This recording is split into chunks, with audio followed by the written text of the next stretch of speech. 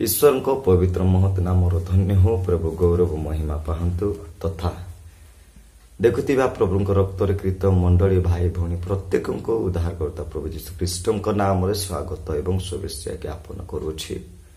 प्रिय ईश्वर लोक मैंने विशेषकर मनीष यही पृथ्वी मध्य जो विषय को देखे से आसक्त हो पड़े आउ यही पृथ्वी मध्य मनीष जीवन जो आसक्तर एक रुषा रही अच्छी मनीष आसक्त विषय ना कि अत्याधिक इम्पोर्टाट दे था। एणुक आपण निकटरे एक क्षुद्र प्रसंग रखा इच्छा करुछि। आसक्ति जीवन केउ विषय रे आसक्ति जीवन केउ विषय रे प्रिय प्रभु लोक मैंने ईश्वर वाक्य कहे आम केउ विषय बेसी आसक्त होछु ए पार्थिव विषय रे ना ऊर्ध्वस्थ विषय रे बाइबल परिप्रकाश करे बाइबल प्रमाण करे। एनु आसु आज ईश्वर एही दर्पण वाक्य रे निजको देखिबा आम केउ विषय बेसी आसक्त जीवन यापन काटुछु। कारण प्रिय प्रभु लोक मैंने आज आसंतु आम शास्त्र अंशर गोटे विषय पाठ करबा जा लिखा जाय अछि कलसीय पुस्तक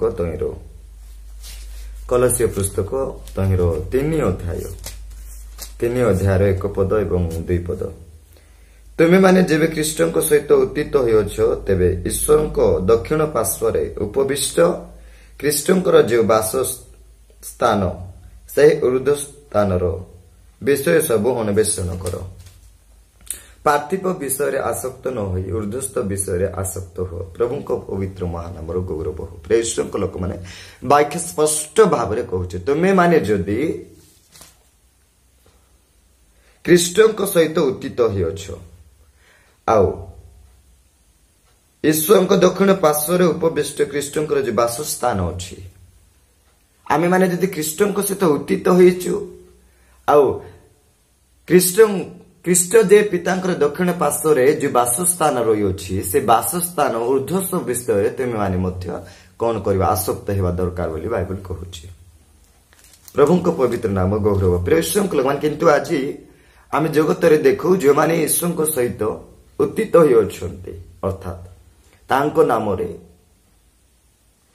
बाप्तिस्म द्वारा मृत्यु हे अछंती समाधि प्राप्त हे अछंती पुनरुत्थान प्राप्त हे अछंती अर्थात पुनर्बार नूतन जीवन धरिकी उठी अछंती सही माने ऊर्ध्वस्थ विषय आसक्त हेबा बदल आज आम देखु अनेक जीवन मध्य अनेक ख्रीष्टानिटी आम जगतर आसक्त विषय अत्याधिक इम्पोर्टाट देकी ना कि जीवन यापन करवा आम देखिपारुछु।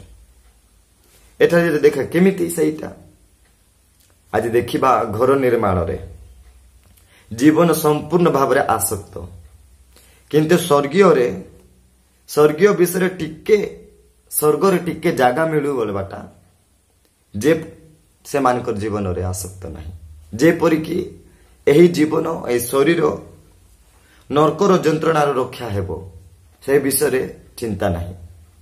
ए जगतर विषय देखा दिन घर निर्माण कार्य अनेक ग्राम रे अनेक परिवार रे अनेक स्थान रे नाही कि अत्याधिक भाव रे निर्माण होतिबा आमे देखि पारुछु। प्रभुंकर लोक माने एही विषय रे जीवन आसक्त नाहंती केउ विषय रे ऊर्ध्वस्थ विषय रे सही स्वर्गीय विषय रे जे स्थान रे ईश्वर सहित आम वास करिबा अर्थात जे ऊर्ध्वस्थ विषय चिंता करबा को पड़िबो सही विषय संपूर्ण भाव रे नरकर दंड ठारू जंत्र ठारू हमको मुक्त करिके रखि थाए। एही प्रकार ऊर्ध्वस्थ विषय नै कि चिंता नाही आसक्त नुह। प्रभु को महानाम गौरव। प्रभु गोटे विषय कहले कौन बोली कि एई घर पाई आम जेते चिंता करूछु आम प्रत्येक पाई से घर रे से स्थान रे निर्माण करबा पाई अर्थात प्रभु कहले गोटे विषय जोहन 14:3 पद आम देखिबा मु जाउछु तुम मान को निमंते वासस्थान तैयारी करिवे निर्माण करिवे पुनर्बार आसीबा नै कि जिबे। प्रभुंकर लोक माने आम से ऊर्ध्वस्थ विषय रे नै कि चिंता करबा दरकार आसक्त हेबार दरकार अछि। आज आम निजको प्रश्न करू, निजको देखू, ए पार्थिव जगतर पृथ्वी मध्य आम केते अत्याधिक भाव आम आसक्त हो पड़ी अच्छु। जो आसक्त जिनस, जो आसक्तर विषय आम दिने जिते बड़े जगत छाड़ी जीवा, आम से सब विषय अधिकारी का सब विषय नहीं कि जाई पारिबा कि नहीं। जे स्थान आम जीवन सुरक्षा भाव थाए, जो स्थान आम जीवन सुरक्षित भाव रही था, से ऊर्ध्वस्त विषय को आम यही पृथ्वी ही आसक्त होगा पड़ो। प्रभु को पवित्र महानामर गौरव। आज देखु माते लिखुत सुसमाचार 6 अध्याय 19 पर्यंत आम पाठ जापर सेठारे लेखा जाए अनेक लोक धन टंका धन पाई टंका पाई अत्याधिक भाव आसक्त होगा ए पृथ्वी ए जगत आम देखिपार। आज धन रे मन बांधी ही जाइए, अनेकंकर जीवन मन प्राण धन रे बांधी ही जाइए, दौड़ी रे बांधी हैला परे बांधी ही जाइए। धन समस्त को आसक्त कर देइछि। धन ए प्रकार जिनस समस्त को निजर आड़ को आकर्षण करके बांधी देइछि। आ समस्ते धन मध्य एही टंका मध्य आसक्त हो जाइछन्ति। प्रभु को नाम गौरव। प्रिय मु यहाँ कहूनी आपण मानकु धन उपार्जन करिबा भूल बोली कि नुह। धन उपार्जन करिबा भलो विषय, किंतु धनर आसक्त न होई बा धनर दास न होई स्वर्ग पाई अर्थात ऊर्ध्वस्त धनर आसक्त हेबा भलो। यह होछि जीवन निमंते मंगल विषय, सुरक्षार विषय। प्रभुंकर लोक माने आज धन संपत्ति टंका गहना विषय। आजिकल अनेक लोक गहना सुना गहना किणवारे व्यतिव्यस्त किंवा बहुत आसक्त अटंती। कहवा पाए गोटे विषय, आज जो सुना गहना आपण माने पिंधुचंती किणुचंती रखुचंती, किणवा मना नहीं, रखिबा मना नहीं, भूल नु। कहीं हठात आवश्यक बेले काम को आसे। तार अर्थ यह नुह कि सुना गहना आसक्त भाव निजक धारण करके तार बसीभूत रहिबा नुह। सुना गहना आम बसीभूत रहिबा दरकार।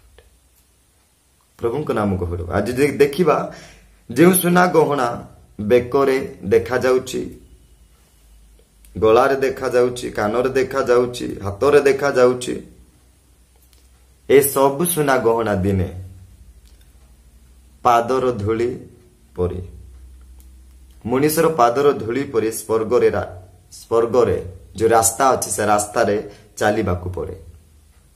यह बाइबल को है। प्रभु को नाम गौरव। प्रेषण को लोक माने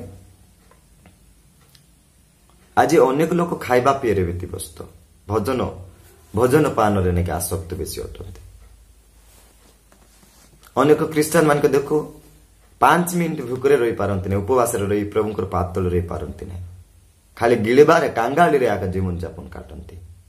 एणुक लेखा है प्रतिमा पूजक मान बोलिकी।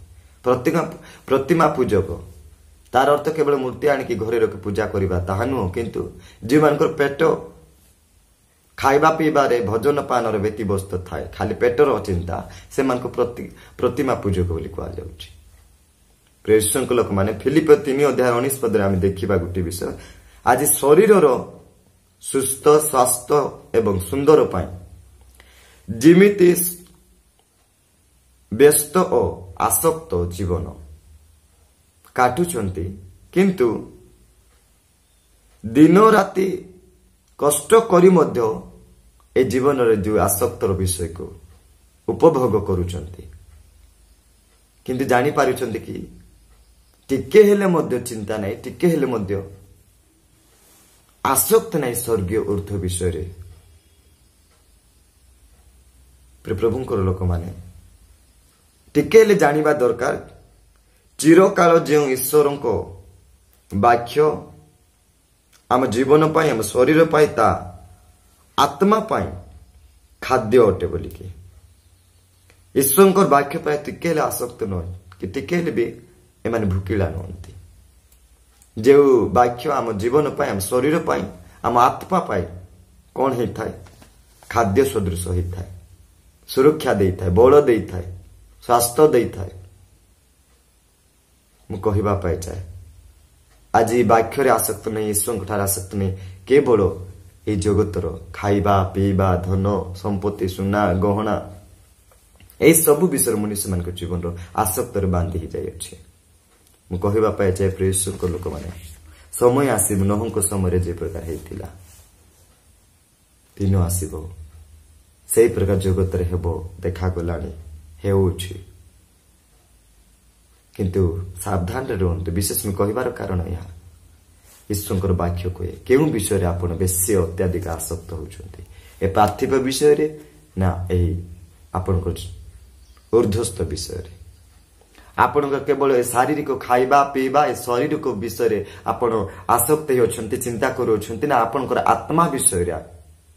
ଯେଉଁ ଆତ୍ମା ଜୀବନ ଚିରକାଳ ପାଇଁ ଚିରଦିନ ନିମନ୍ତେ ଯେ ଊର୍ଦ୍ଧ୍ୱ ସ୍ଥାନରେ ରୁହେ, ତାର ସୁରକ୍ଷା ପାଇଁ, ତାର ରକ୍ଷା ପାଇଁ, ତାହାର ହୃଷ୍ଟପୃଷ୍ଟ ସ୍ୱାସ୍ଥ୍ୟ ସବଳ ନିମନ୍ତେ ଆପଣ ଆସକ୍ତ ହେଉଛନ୍ତି, ନା କେବଳ ଏ ଶରୀର ପାର୍ଥିବ ବିଷୟରେ ଆପଣଙ୍କ ଜୀବନ ଆସକ୍ତ ହୋଇ ରହିଅଛି?